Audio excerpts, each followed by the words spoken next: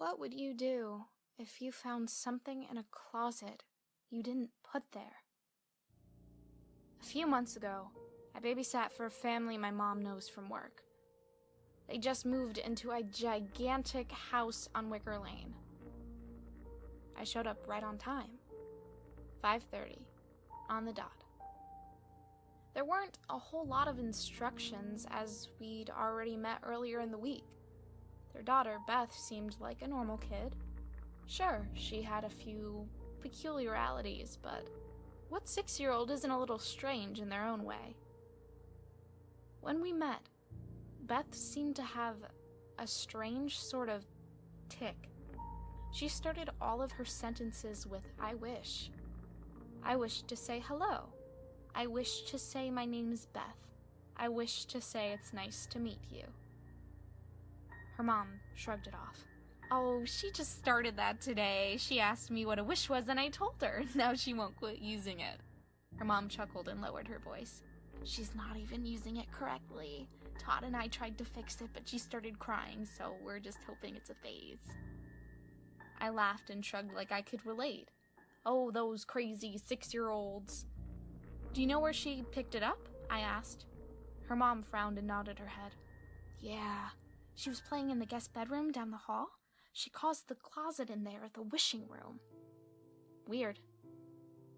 I wish I would have walked away right then.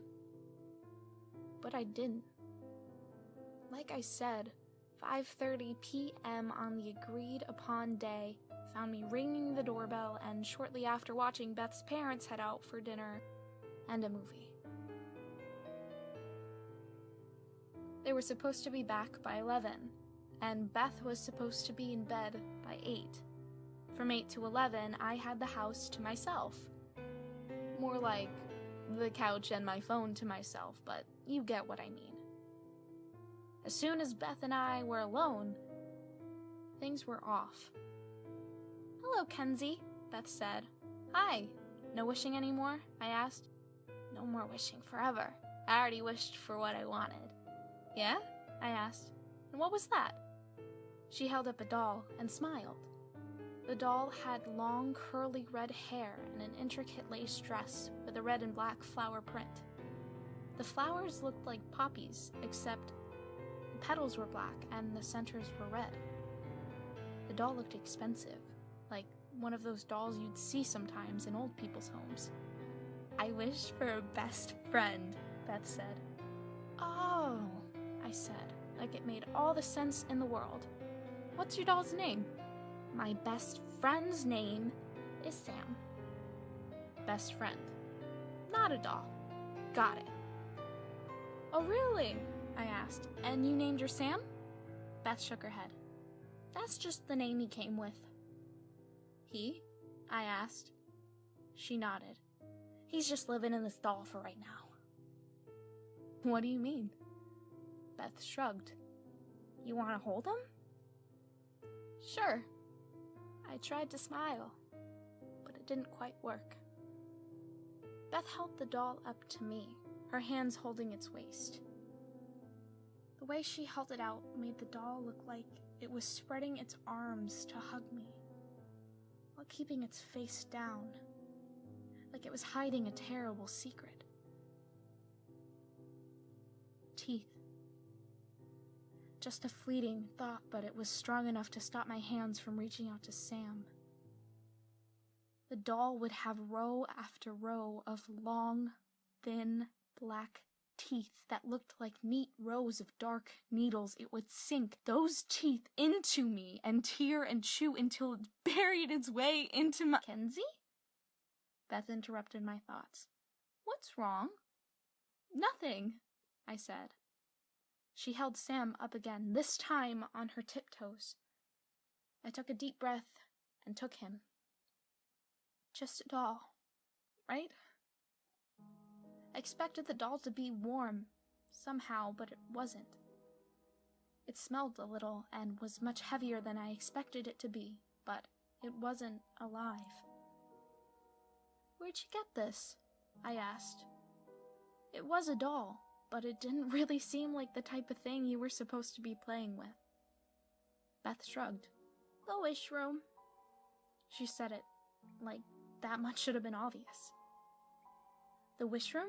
I asked. Is that what you call the guest bedroom? She giggled as if I'd said the funniest thing in the world. No, that's what I call the closet in the guest bedroom. Oh, right, I said. That's what your mom said, the wish room. Did you want to make a wish? She asked. I'll give you what you want.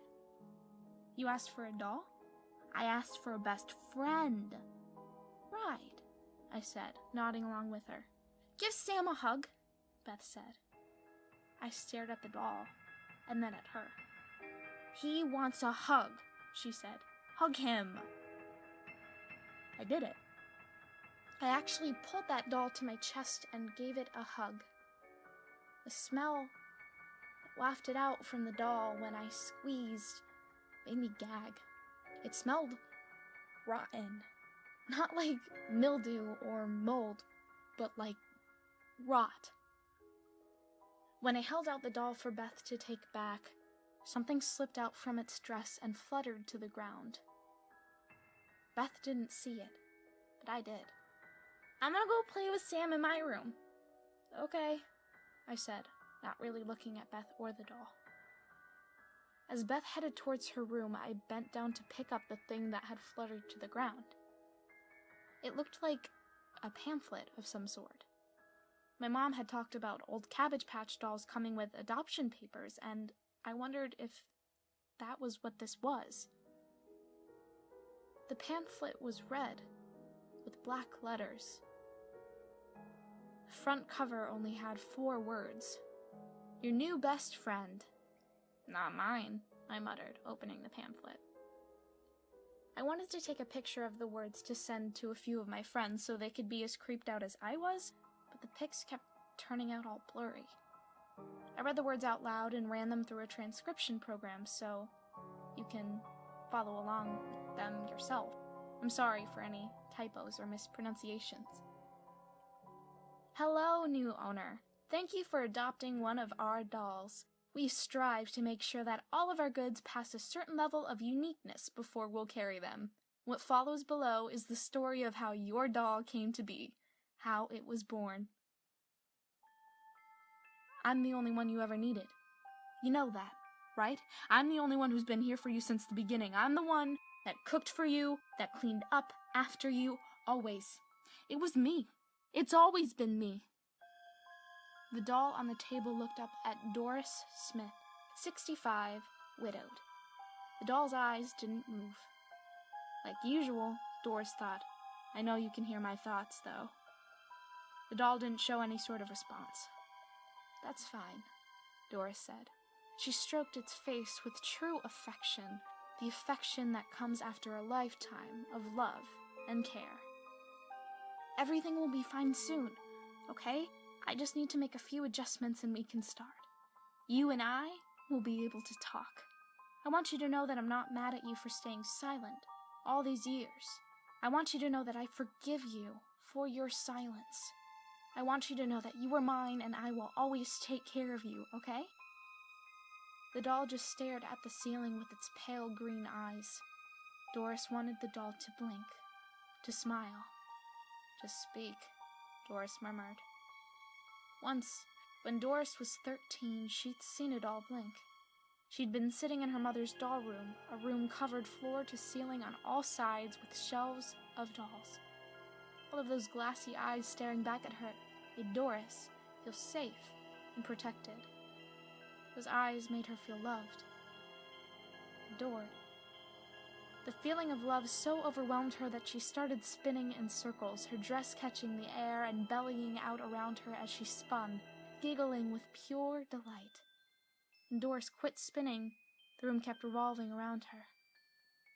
That's when she saw it. All the dolls blinked at her.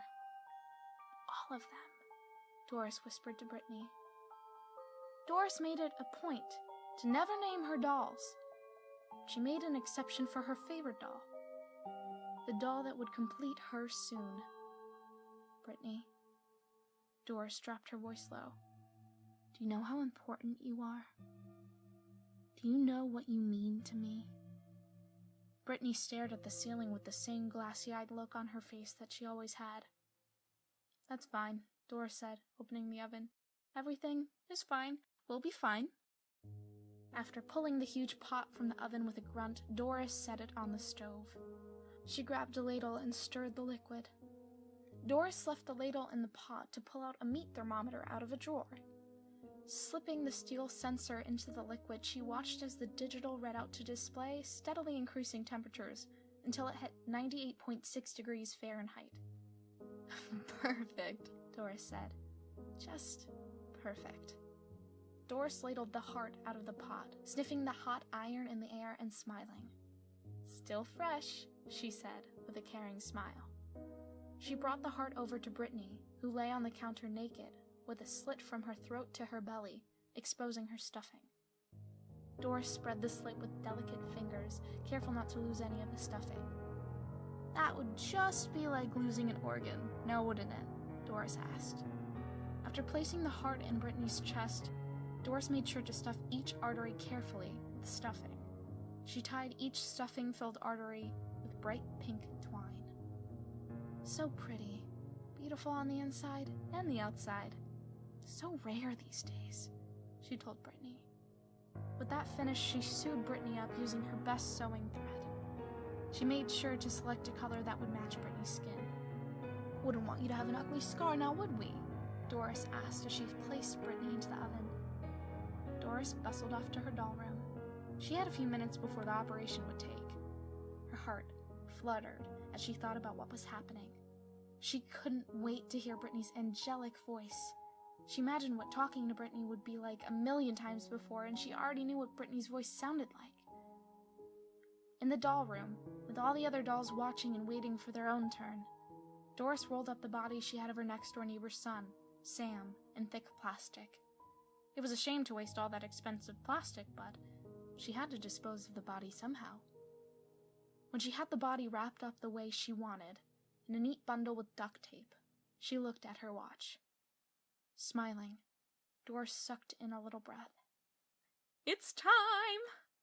Walking to the kitchen, Doris could barely contain her excitement. She opened the oven, her breathing catching in her chest.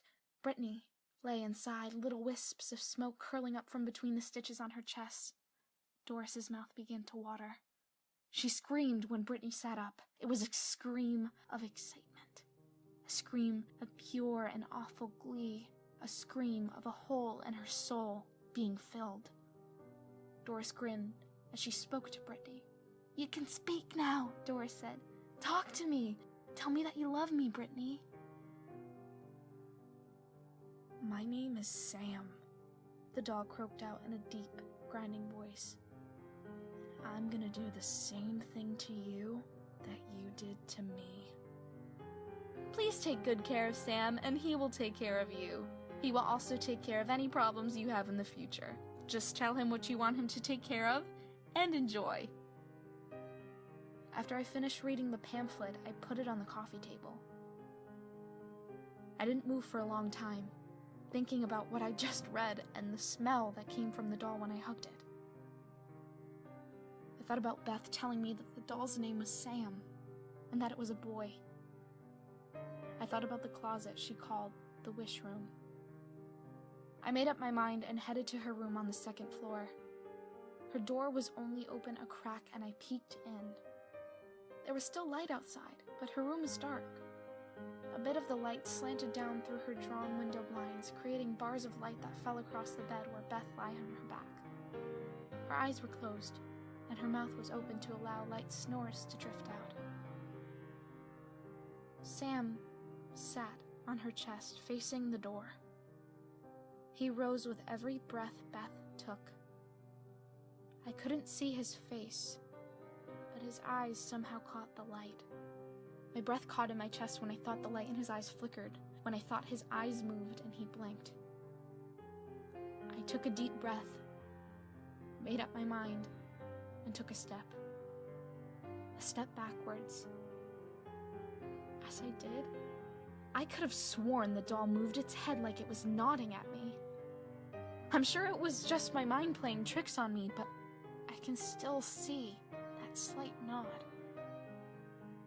I closed the door completely and headed downstairs. I didn't know what Sam wanted with Beth, and I didn't care. I just didn't want to be involved. I sat on the couch for the rest of that night, counting down the hours and the minutes until Beth's parents got home. When they did, I told them that the evening went fine and Beth behaved herself. They paid me, and I walked home. Beth's mom called me the next weekend and asked if I wanted to babysit for Beth again. She said that Beth really liked me. I said no thanks. "Oh, that's too bad," her mom kind of laughed. "Beth says that her doll really wants to play close the door with you again. What kind of game is that?" "I don't know," I said. All right, well maybe we can set up something in the future." "I don't know," I said. "I'm not sure I'm into babysitting anymore." That wasn't true, but I was definitely not into babysitting Beth anymore. "That's too bad," her mom said. "Yeah." "All right, well thanks for..." "I'm on the phone, Beth." "Oh, yeah, sure, I'll tell her." Beth's mom laughed. "Beth wanted me to tell you that whether you keep babysitting her or not, Sam will still come keep you company at night. Isn't that sweet?"